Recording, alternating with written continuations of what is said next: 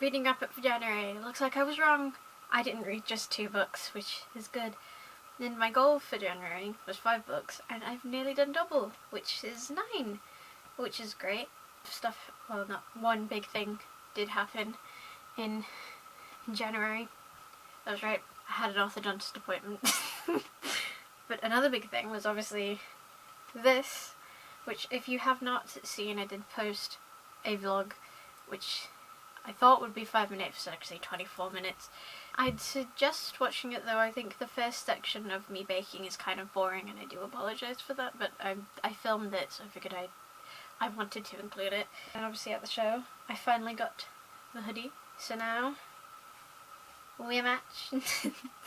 And I'd like to make one revisionary thing, because at the end of the video I did a haul of all the stuff I got at the tour, including obviously clothes and stuff, but involved with that was a lot of bracelets.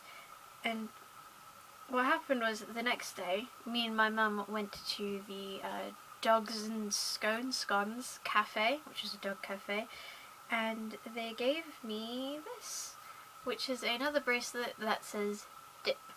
I thought about editing it in just as a quick thing on the end, but I already had like nearly an hour's worth of footage to edit down, and I was tired and couldn't be bothered.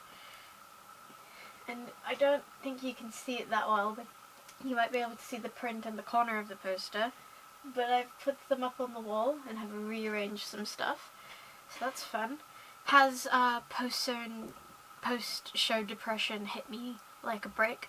Absolutely. I feel horrible most of the time, but or empty, but that's not about that. Today we're going to talk about the books I read in January, which was not 2, as I said before, it was 9. Woo. Okay, so starting off, the first book I read in January was I Kissed Sarah Wheeler by Casey McQuiston.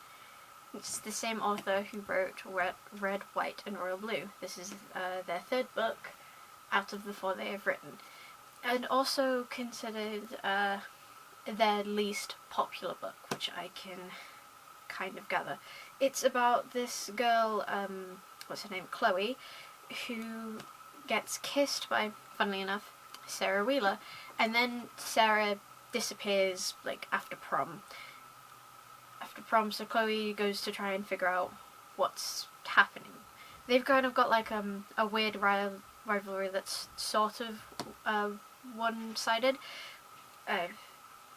Yeah, but it's also revealed that that Sarah didn't just kiss Chloe, she also kissed her next door neighbour Rory, and her boyfriend Smith. Obviously you're gonna kiss your boyfriend. And she's left clues for all of them. Sarah's left clues for all of them to follow, and it goes off from there.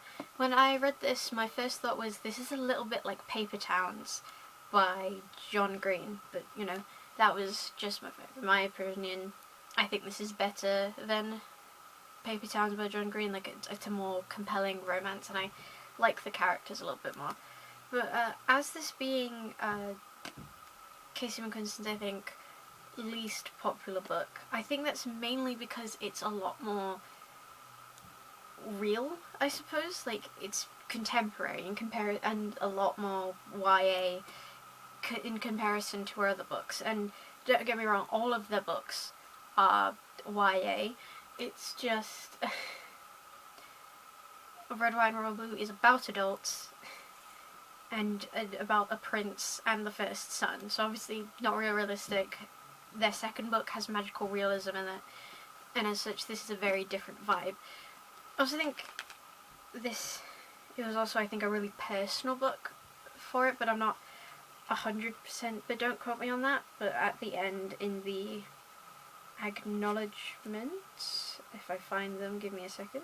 At the end of the acknowledgements, they wrote, "To Chloe Green, thank you for everything you've taught me." So with that makes this feel a bit more personal. But then again, I generally only skim the acknowledgements, which I probably shouldn't. But with that being said, I did rate this 4 stars because to be honest, Chloe was a little insufferable for me, but that's just me. And it only really picked up, I think, like 150 pages like till the end, because like there's a very big like found family like vibe, but not exactly found family, if that makes sense. To start a year off with 4 stars though, that's really good, honestly, and I really liked it. Now, next book I read was The Pairing by Casey McQuiston, which is a second chance romance between Theo and Kit. And this was amazing. This is definitely their most mature book to date, and I loved it, in all honesty. Like, so Theo and Kit broke up, I think, 4 or 5 years ago, before the book takes place. And before they broke up, they were going to go on this European tour, which was a wine and food tour. But obviously they broke up like right before they were going to do this, and but it came with a voucher to do it again like 4 or 5 years later. So now they're both on the same tour, just later, and obviously they're different people now. And this is the first second chance romance I've ever read, and I loved it. I loved how compelling Kit and Theo were. They felt very fleshed out, and you could tell they were adults, which was fantastic. I suggest not reading this on an empty stomach, because obviously it's a food and wine tour, so it will make you very hungry. And both of these characters are bisexual, so I love a chaotic bisexual, and they are very chaotic bisexual, and I absolutely love that. And Theo's like character journey, well, with the way like they're represented and stuff, I loved it. Theo's short for Theodosia, by the way, so, and Kit's a nickname, and I can't remember his actual name. He's half French and lives in France and that thing. They felt very compelling together, and like the reasons they broke up were very mature, and it made sense. And the reason that, and it felt really good when they got back together, because you could, and it's really sweet. And I'm not really saying, I rated this 5 stars. 5 stars into the year, which I think is incredible. And I'm sorry if I'm rambling a little bit. The next, and to continuing the tradition that I started last year, which was rereading Tabanoff and Datgo every single month, which is something that I started last year and have intention of continuing until the end of time. Which, yeah. Do I have to, I'm probably, I don't know, first reading wrap up of the year, I'll explain what they're about. So Tabanoff is Dan and Phil's first book together. Granted, they've only written 2 books together, and it's basically like everything that was Dan and Phil as of 2015. And honestly, I think it's, and I loved it. I would suggest definitely reading more so the audiobook, because you get added features to it, and it's really enjoyable. And you can definitely tell that they worked really hard on this, and it's really great. And a lot of people like pass it up because of like other YouTuber books that were being published at the time, which were apparently really shit, but I really loved it. So if you like Dan and Phil and you haven't read it, I would definitely suggest reading it. And if you're worried about where you get it, go onto like Vinted and probably eBay. I definitely know Vinted has loads of them, so you can definitely find one there. Same with Datgo, which is a picture book which details a little bit of the before and during their first tour, which was Tatanoff. The amazing tour is not on fire. And I love this book. I know it gets memed a lot, and it is suspected that this was the project that neither of them actually wanted to do, but they had to contractually. We won't know what that actually is because they signed an NDA. If you have no idea what I'm talking about, watch the video Dan and Phil Tell the Truth on Dan's channel. It'll explain it a bit more than I think I could. But honestly, I really love this book, and I'm going to continue loving it till the end of time. I don't care what people say. Am I the only person who likes Go? Possibly. I don't care. But yeah, they're both 5 stars and obviously rereads. Now, dramatic tonal shift. I read Monsters Who Murder by Al Clemino. Clemino. I'm definitely pronouncing that wrong and I apologise. Which is a true crime story collection of different serial killers. And I read this for the for my vlog of My Name Picks the books I read too. And this was obviously the M book. I forgot to introduce myself again. I'm Milo. Hi. But yeah, so obviously first letter of my name, Milo. This was the M book. And well, I mean, it's very interesting if you're interested in true crime and like serial killers specifically. The problem is, I'm not sure how true the stories were. And granted, I'm in no way an expert in true crime and I would not suggest it to be. And I'm probably rehashing a lot of the stuff I said when I finished the book in that vlog. But because of like the untruthfulness and the constant use, well, I mean, it was 3 times, but 3 times too many of the R word, I rated this 2.5 stars, and I obviously did unhaul it, and I'm happy I did. The next book I read for that vlog was If Not Winter, Fragments of Sappho by Anne Carson, which is obviously poems and songs and fractions of those things that were written by the poet Sappho, which was in 630 BC, so obviously a long time ago. A lot of it was destroyed because a lot of her poems were written for like romantically about women, so obviously they were destroyed. And it also, thing it does is it has the Greek version of the poem and then the English next to it. Can't read the Greek like at all, but I really liked it and I rated it 3 stars, which I generally do with most poetry collections. The next book I read for that vlog was Little Women by Louisa May Alcott. And honestly, this really surprised me. Well, I mean, am I missing half of the book? Yes. If you're not aware, the old-timey books, they used to publish in like book 1, book 2, book 3 kind of thing. If you read like a classic and it has book 1, book 2, book 3, it's because they were originally published separately and have since been published together. Yeah, fun. So obviously because of this special edition, I'm missing the other half of the book, which is Good Wives. But having read just this was really cozy to me, and granted I did listen to the audiobook and I was doing an immersive read as well, or just doing it or listening to it while I was working at college and stuff. I don't have a job. It was so sweet. I loved the characters. Like, I was worried like with how many characters there were that they'd all be kind of like one note and stuff, but this was really cozy and sweet, and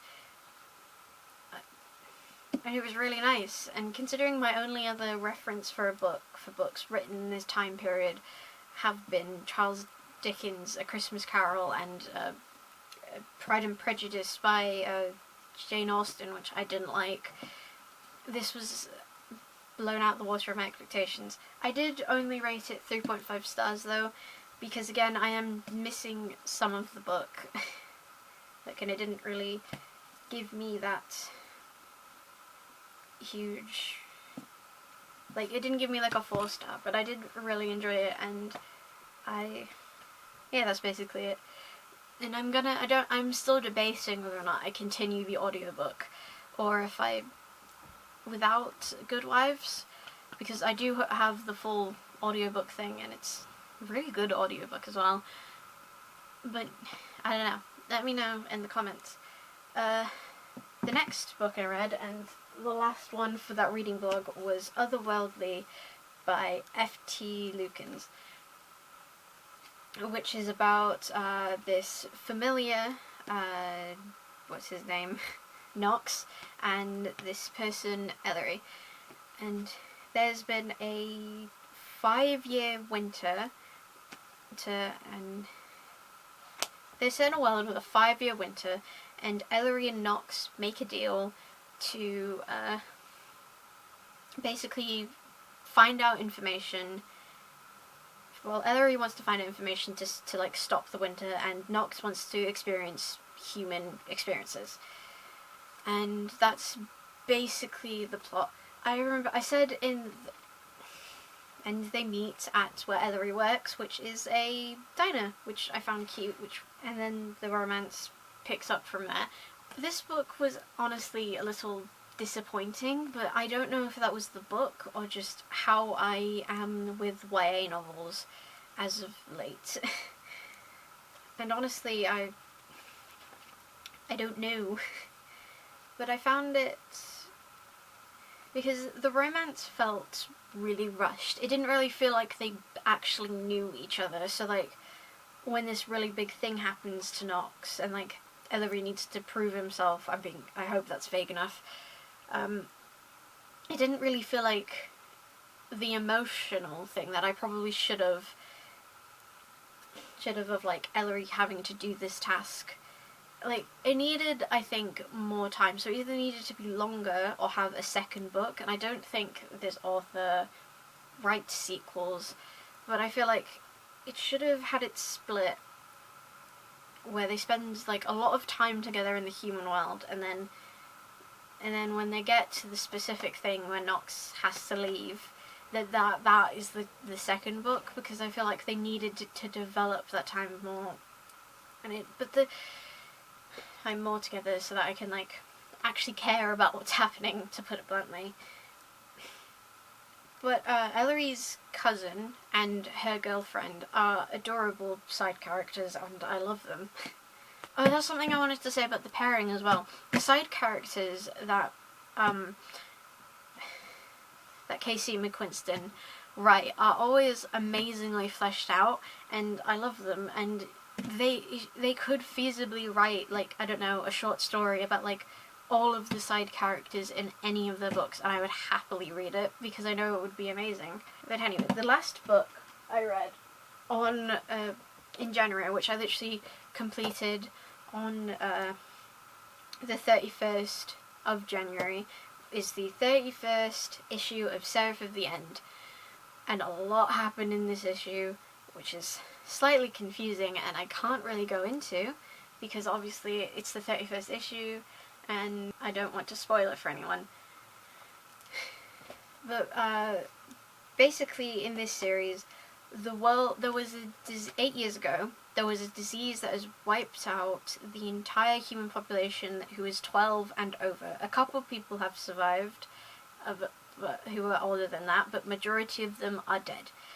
And the main characters were then, well, two of the main characters were then captured by vampires and basically farmed for their blood. And then 4 years before the story starts, they try to escape, which is where the story picks up, which is basically the first volume, right? This volume specifically details like a lot of backstory specifically for the world and for specific characters, which was slightly confusing, to be honest, but hey ho, here we are. I still really love this series.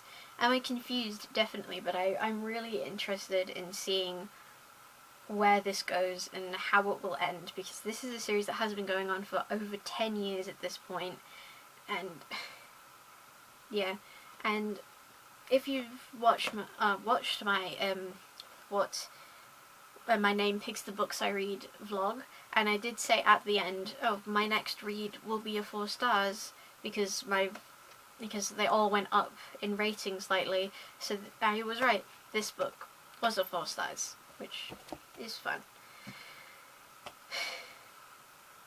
But yeah, that is everything I read in January.